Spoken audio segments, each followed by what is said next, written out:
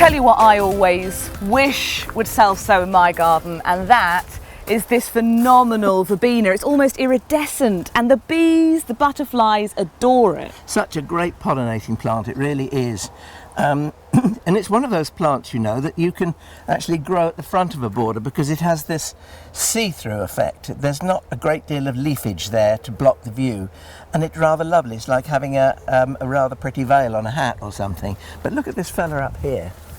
I mean, just look at that. Don't tell me that's self-sown. It is. Well, it's not self-sown, it's bird-sown.